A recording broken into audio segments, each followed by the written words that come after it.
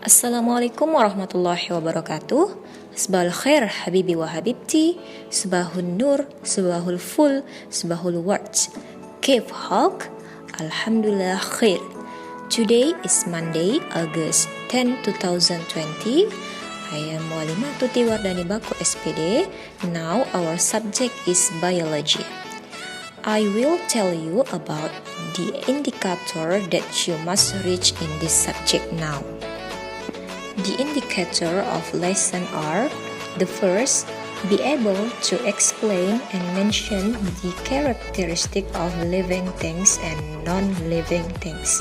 The second, be able to mention the examples of living things and non-living things. Before we are going to the topic, Mualimah will explain to you the glossaries of English from our topic. The glossaries are living things and non-living things, makhluk hidup dan benda tidak hidup, growing and developing, tumbuh dan berkembang, stimuli, rangsangan, environment, lingkungan. Alright, is everybody ready to start? Naam. Okay, now our topic is about living things and non-living things. Alright, Habibi wa Habibti, in our learning before, we have studied about biotic and abiotic. In this universe, there are many types of objects. Objects can be divided into two types. The names are non-living things and living things. Alright, what are the characteristics? Do you know the differences and how to differentiate between them? Okay, let's we discuss together. Habibi wa Habibti, to determine which one a living thing or a non-living thing, we can look to the symptoms shown from the object. Every living thing has living symptoms and non-living thing doesn't have living symptoms. Living symptoms are characteristic of living things like moving, breathing, needing food, removing waste or excretion, growing and developing, reproducing, sensitive to stimuli, and able to adapt to their environment. Okay, let's we discuss one by one. Okay, Habibi wa Habibti. The first is moving. Motion is a change in the position of all or part of a living thing body. The movements that occur in humans and animals usually can be observed. For example, the movement of humans walking, running, or moving their body. Movement in animals usually to find food, find suitable condition for their life, and avoid enemies. And how about plants? Do plants moving? How the plants moving?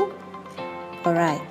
Movement in plants is more difficult to observe because the movements do not change place. You must remind this, okay? The motion in plants include the growth process. Plants' stems will always move to the sunlight. Why like that? This happens because plants need sunlight to do photosynthesis. And then the movement of plants can also caused by touch. Alright, Habibi wa Habibti, have you ever seen the Mimosa pudica? Or we know the name is Putri Malu. Have you ever seen? Alright, this plant will move to cover or close their leaves when touched. Alright. Okay, the second is breathing. Breathing is the process of taking oxygen from the air and releasing carbon dioxide into the air. This oxygen in the body of living things is used for the process of burning food substance. We can call it biological oxidation. What is the meaning of biological oxidation? Biological oxidation is a metabolic process in the body that produces energy by breaking down complex molecules into simple one. Yes. Okay. Metabolism is all chemical reactions that take place in the body of living things. The energy formed from the results of biological oxidation will be used for the process of living activities like movement, growing, reproduction, and etc. This metabolic process is called respiration. In addition to producing energy, the oxidation process will produce metabolic waste. Here is the reaction of respiration using oxygen, or we can call it aerobic respiration. Here the breathing process is a part of respiration organ. Okay, do you know what is the respiration organ of human? Okay, humans breathe using their lungs. Animals have a variety of respiration organs. Some breathe with lungs like cows, goats, and rabbits. Some breathe with gills like this. Insects breathe with their trachea. Some breathe with their entire body surface like worms and etc. And how about plants, Habibi wa Habibti? Yes, plants taking of oxygen in plants from the mouth of the leaves, or we can call stoma, but in plural stomata. Yes, do you know? And from stems we can call lenticels. Okay, now we are going to number 3. Number 3 is needing food. All living things need food to get energy for their activities, replace damaged body cells, and for growing. Animals and humans cannot produce their own food, or we can call heterotrophs. Yes, animals get food from plants or other animal, not like plants. Plants can arrange their own food substance, and then we can call autotrophs. Yes, food substance are produced by photosynthesis. In the process of photosynthesis, plants are able to convert water H2O, yes, and carbon dioxide CO2 into glucose compounds, yes, we can call sugar, with helping by sunlight energy. Glucose will be used as a source of energy for its life activities like forming new leaves, flower, fruit, seeds, and replacing damaged cells. The other glucose will be kept as food reserves, like, do you know tebu? Yes, tebu keep the food reserve in the stems or carrots at the roots. Alright, my dear students, Habibi wa Habibti, we are going to number 4, removing residual or excretory. We will produce sweat after exercising. Yes, sweat out from the body is a metabolic waste product that must be out so not to be poisoned to our body. The process of removing waste is called excretion. And then another metabolic substance are urine, carbon dioxide, bile, and urea, and water vapor. Urine excreted by the kidneys. Carbon dioxide excreted by the lungs. And then the liver will excrete bile and urea. Animals also excrete waste products by a tubulus.